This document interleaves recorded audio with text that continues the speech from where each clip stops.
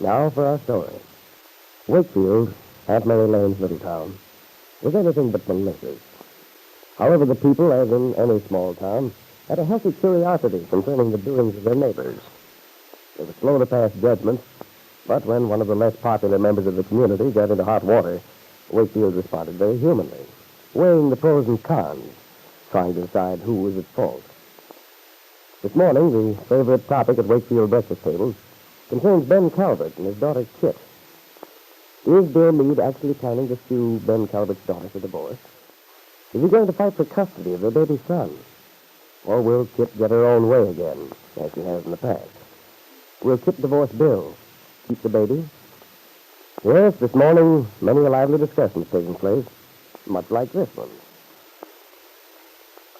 Yes, I've heard something about a divorce, and I, for one, am not the least surprised. I've known Kitt Meade since he was a child. He's always been haughty and spoiled. Well, have another biscuit, Ed. No, thanks, Mother. I'll just finish my coffee. Well, from what I heard, it sounds as though he's going to get the divorce. Can't say that I blame him either. Mother, more coffee?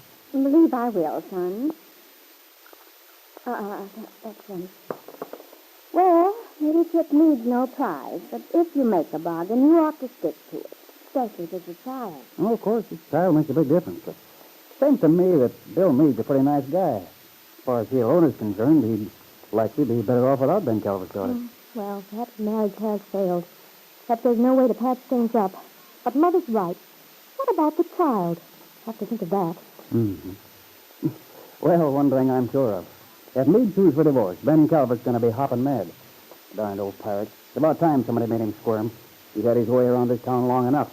Yes, but it's too bad an innocent little child has to suffer. Yes, thoughts like these, all through Wakefield, were concentrated on the subject of Kitt Meade and her husband Bill. Now, Paul Cromwell had arrived in town. If he overheard some of the gossip, put two and two together. Well, it couldn't happen, Kitt told herself. It mustn't happen. Now, this attractive young woman enters the bar at the Brown Palace Hotel to meet Paul Cromwell. Kit, darling. Hello, Paul. It is you, isn't it? Not a mirage. Paul, let's get over to that table in the corner. Oh, yes, of course, Kit. Well, we can be alone. There. This is better. Yes. How are you, darling? Paul, be careful. Kit, I hope you're not ashamed of me. Oh, Paul, of course not, but... Well, this is a very small town, you know. People talk. No. Let them. We've nothing to worry about anymore. In a few weeks, we'll be well out of this town. Perhaps. But there's no point in adding any extra fuel to the flames until we are well out of it, as you say. All right, darling. I don't want to argue with you. Not after all these months. Dad, it seems years, Kit. Yes, it does. Has everything gone well, dear? Nothing slipped up, I hope. No, of course not. Did you think anything would?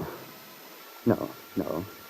But, well, Kit, you look rather strange, weary.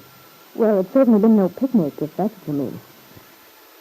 But I've managed. Good. You know, you're such an unsatisfactory correspondent. I've imagined all sorts of dire happenings. You mustn't let your imagination run away with you, Paul. After all, what could happen? Oh, I don't know. It does seem silly now when I'm sitting here opposite you. I know that everything's under control. But I have been uneasy ever since you left. Well, don't be. But now that you mention it, you do look rather frayed around the edges. I don't doubt it. Who wouldn't be? Why, Paul? What's happened now? Well, perhaps you've forgotten this, Kit. But there's a certain emotional young woman by the name of Lisa Turner who gave up her newborn son to another young woman by the name of... Oh, for heaven's sake, Paul. Huh? This is no time or place to be humorous. Well, I'm not being. But you asked me what's been happening. I should think you know I've been going through the worst sort of agony with Lisa.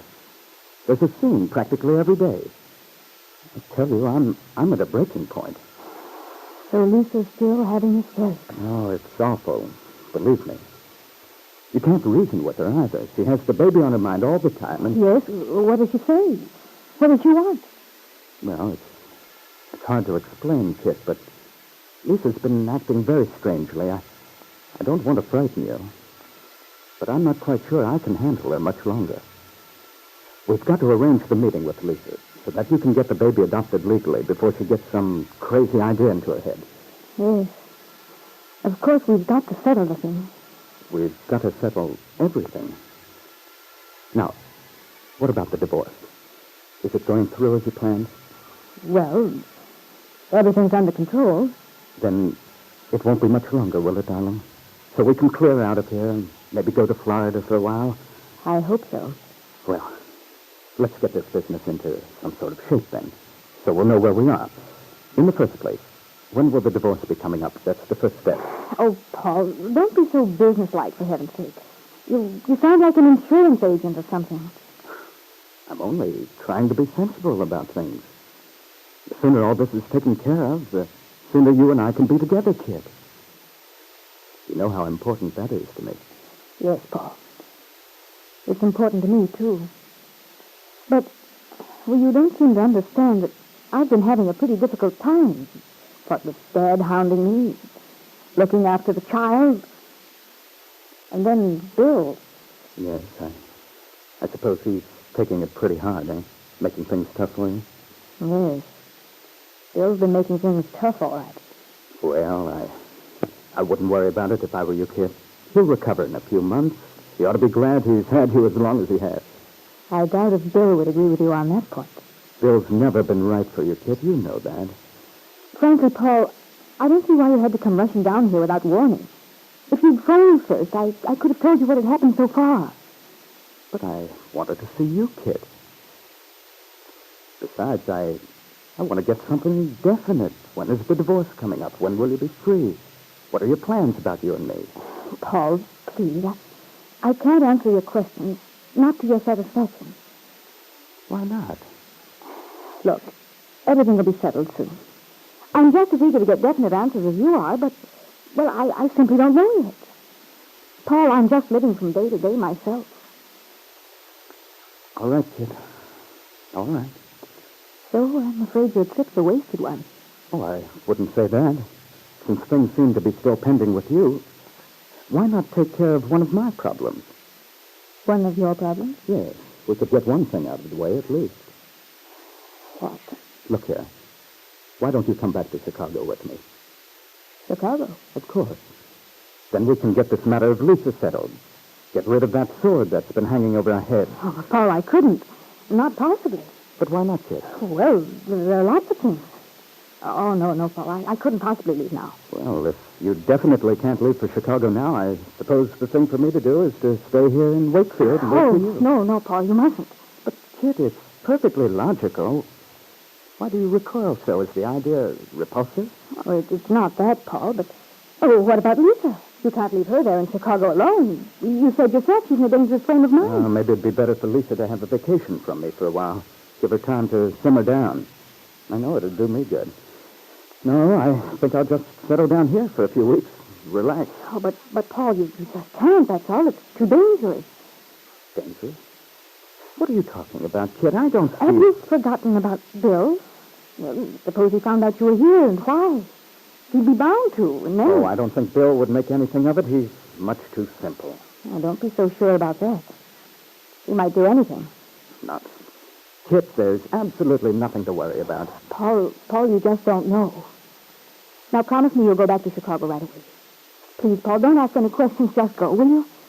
Will you go back to Chicago tonight? Yes, Kitt. We're very anxious to get Paul Cromwell out of town. Because, you know, if he stays, he may discover the truth. May find out that you're not suing Bill Meade for divorce.